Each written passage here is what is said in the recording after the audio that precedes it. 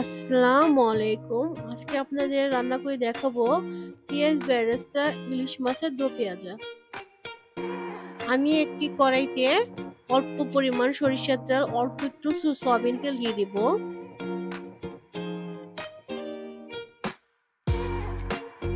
তেলটা যখন ভালো করে গরম হয়ে যাবে, এক পরিমাণ পেঁয়াজ কুচি দিয়ে দিব, ৬-৭টা কাঁচামরিচ ফাড়া দিয়ে দিব। ভালো করে পেঁয়াজটা ভেজে নেব।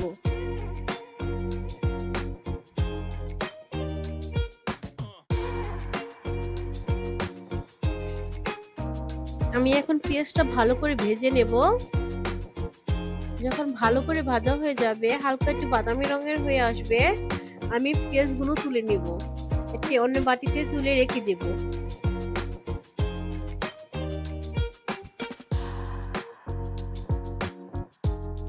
আমি পেঁয়াজগুলো তুলে নিয়েছি। আমি ৩-৪টি পেঁয়াজ ব্লেন্ডারে পেস্ট করে নিয়েছি। একই তেলের মধ্যে আমি এখন পেঁয়াজ ব্লেন্ডারের পেস্টটা দিয়ে দেব। ভালো করে একটু নেড়ে চেড়ে দেব।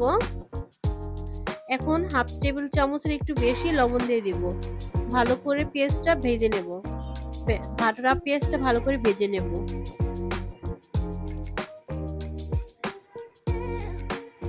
ভালো করে এখন পেস্টে কষিয়ে নেব।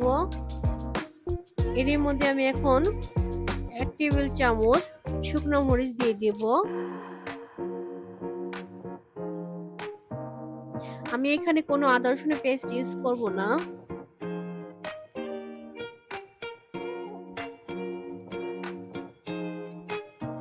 মরিচ গুঁড়োটা আমি ১.৫ টেবিল চামচের মতন দিচ্ছি, একটু ঝালটা বেশি করার জন্য।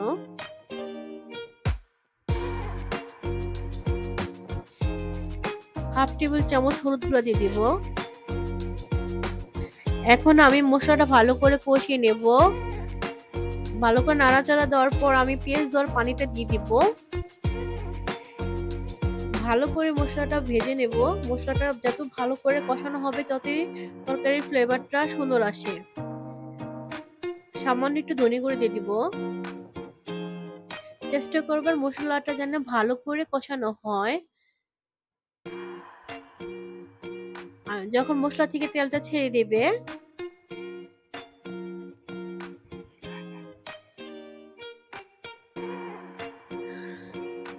মশলাটা ভালো করে আমি এখন কষিয়ে নেব। চেষ্টা করবেন মশলাটা যেন ভালো করে কষানো হয়। যত ভালো করে কষানো হবে ততই তরকারির স্বাদটা ভালো আসে। আমি আরেক টেবিল চামচ সয়াবিন তেল দিয়ে দিলাম। দিয়ে ভালো করে একটু নেড়ে চেড়ে দেব। এখন মাছগুলো দিয়ে দিব।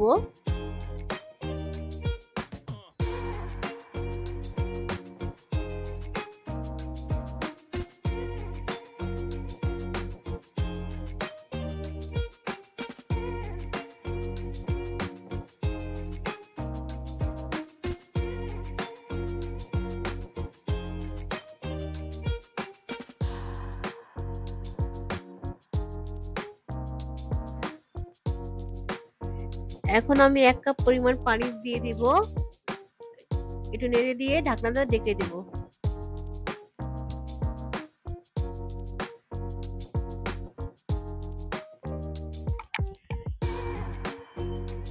যখন মাছ রান্নাটা অর্ধেক হয়ে আসবে, আমি ঢাকনাটা তুলে এখন যে পেঁয়াজগুলো ভেজে রেখেছিলাম সেগুলো এখন দিয়ে দিব। ভালো করে ছড়িয়ে দিয়ে দিব। আবার ঢাকনা দিয়ে ঢেকে দেব। ৫ মিনিটের জন্য রান্না করে নেব।